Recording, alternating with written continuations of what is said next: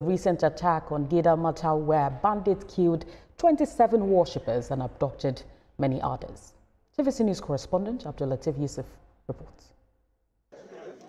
The multifaceted response from the state, local and federal governments is now clearly visible.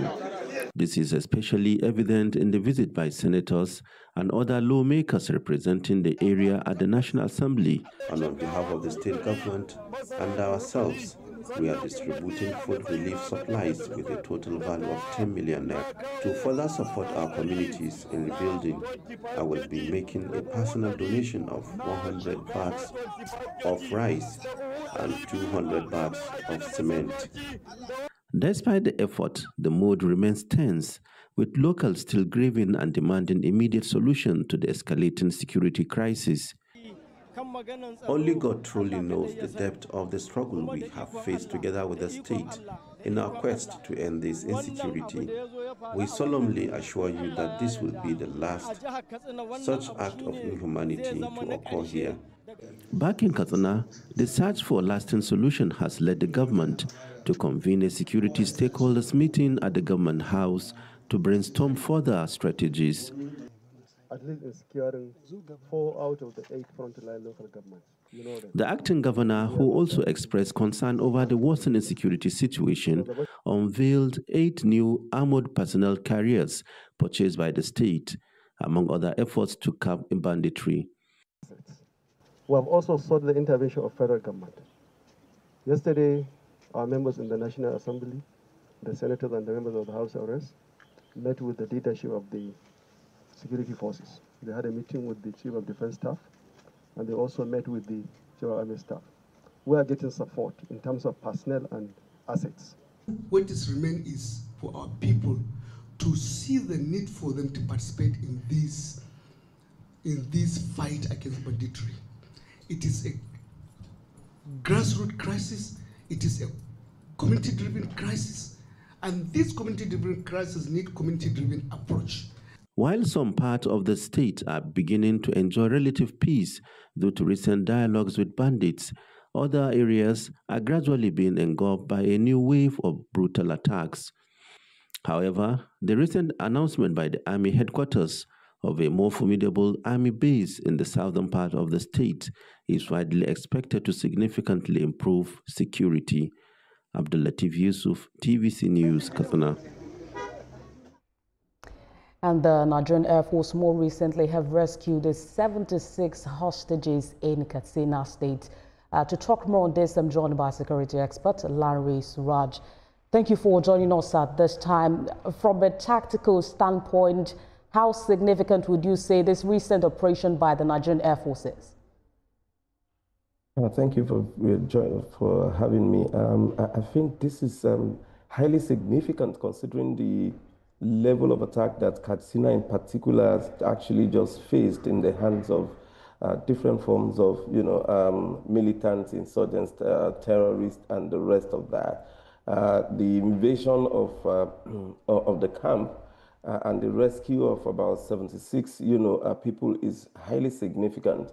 And meanwhile, that cannot actually be equated to the same success that the federal government recorded 2 weeks ago, thereabout now, with regards to Usman Mahmudu and Usman, Ningeri, the Ansaru people leaders who were also terrorizing the other part of the country, because the invasion of the camp is still not the same as the capture of the ringleader. So it is when we are able to decapitate the leadership of such group that you can start looking at measure of celebration.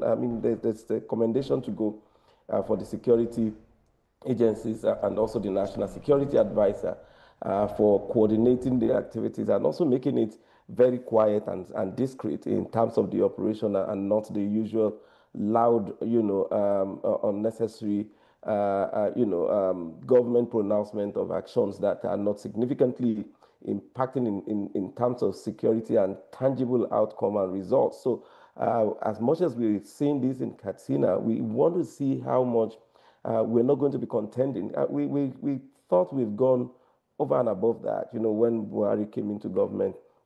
and Boko Haram and the rest of them were totally rooted out of the system, and the freeing of several local governments under Boko Haram. We can't have a return to that episode or history of our lives anymore. I mean, intelligence gathering, internal information, informal one, not necessarily formal.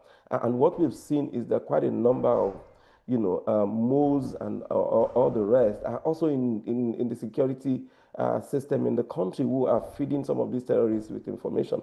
And that is where it is very important that all forms of local networking, and not necessarily just having village heads negotiating with bandits. I mean, that is really crazy. That is not the kind of thing that we want to be hearing and also reported about the country. What did you say contributed to the success of this operation this time around? I mean, from the video we played earlier, you could see some worshippers were also, killed and abducted. It speaks to how large or how much of danger there are in that environment. But talk to us about what you would suggest in terms of military coordination, intelligence. You've spoken about community effort. Yeah, and like I commended the security agencies, and the same thing goes to now the DSS that was responsible for, announced to have been responsible for the success of 2 weeks ago in terms of the Ansaru leadership.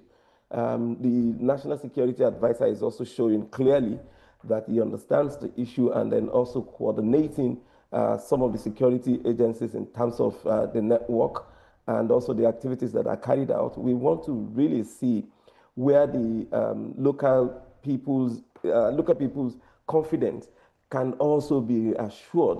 It is also going to be of immense benefit if you can have the terrorists penetrating the security agencies and at the same time the community. I can't see the justification why we don't have moles planted in their camps up to this moment. And the other critical point is that we can't continue to have governors, not only just in the north, the same thing generally across the country, stealing the allocation.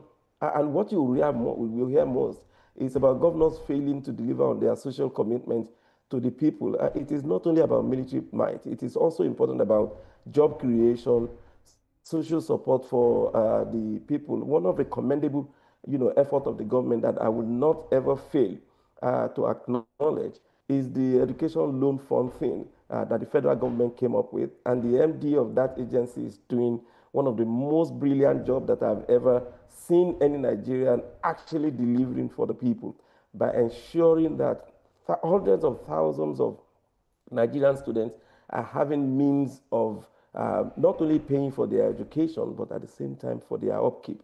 This will all go a very long way, and this is the kind of thing that governments, not only at the federal level, there are no justification for the state government not to replicate the same thing that the federal government is doing, where you can guarantee means of empowerment, education for the people. Many of the terrorists lack the education.